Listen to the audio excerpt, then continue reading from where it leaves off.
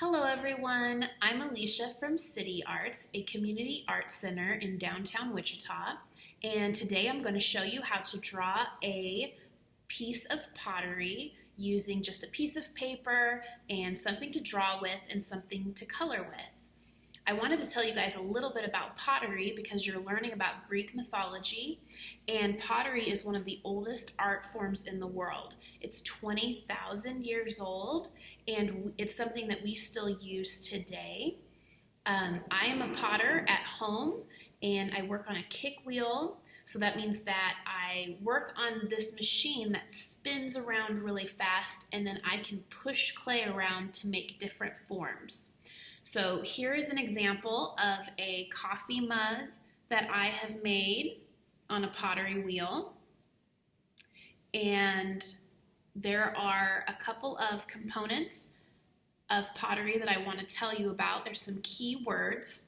So when we're looking at the form of a piece of pottery, we know that this is the body of the pottery, and the top of it is called the lip, and the bottom is called the foot.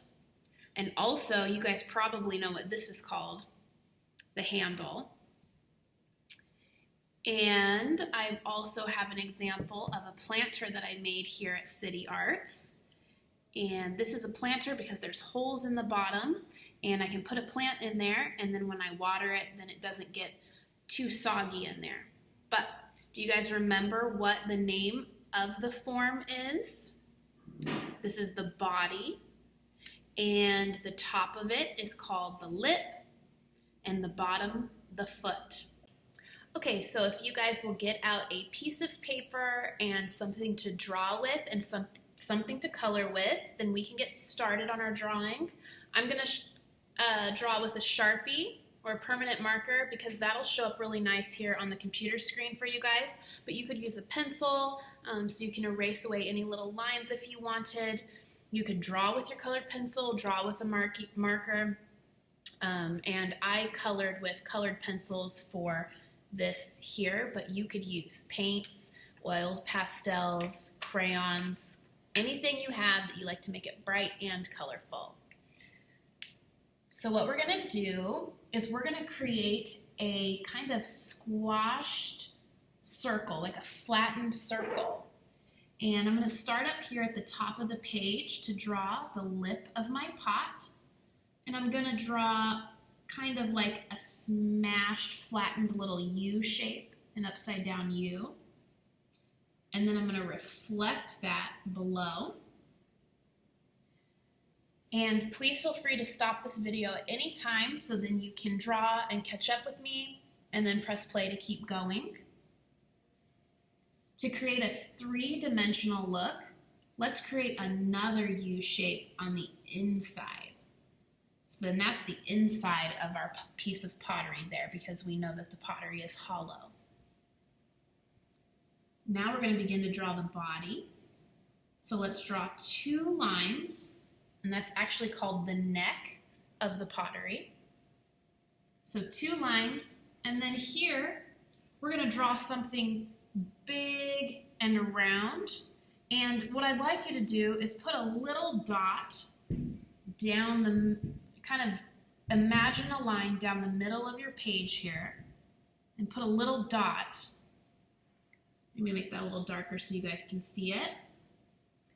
And then I'm going to try to reach that with my curve, and that'll help make a more even form. So I'm going to come out and around and bring it down to that dot. So I'm going to do the same thing on the other side, come out, around, and back down. And this isn't perfectly even or symmetrical, and that's totally okay because when we make something by hand, it's not perfect on every single side. We can try as much as we want, but we're making a piece of art and it does not need to be perfect in your drawing. This piece of pottery here looks like if it was sitting on a table, it would fall off, it would roll around. So what do we need to add to it? We need to add the foot.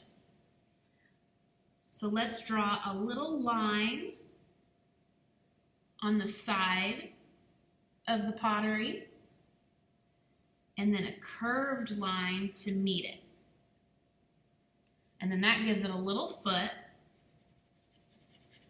as a little anchor, so then your piece of pottery doesn't roll off of the table. So now you know the importance of a foot on a bowl or a vase or a coffee mug. And now we have our basic form. We can add some designs. Put a little ring around the neck up there. And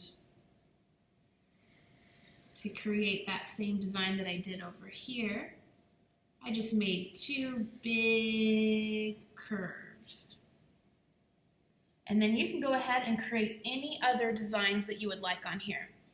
If you were making this out of clay, you could carve the clay, or you could use the glaze and go in there and create all different kinds of colors and designs, and it's really up to you. So I hope you guys have enjoyed learning about pottery today. If you guys are ever downtown Wichita and stop into CityArts, be sure to stop in and say hi to me. And I hope you guys enjoy sharing a little bit about what pottery is with your friends and family. Thank you. See you soon.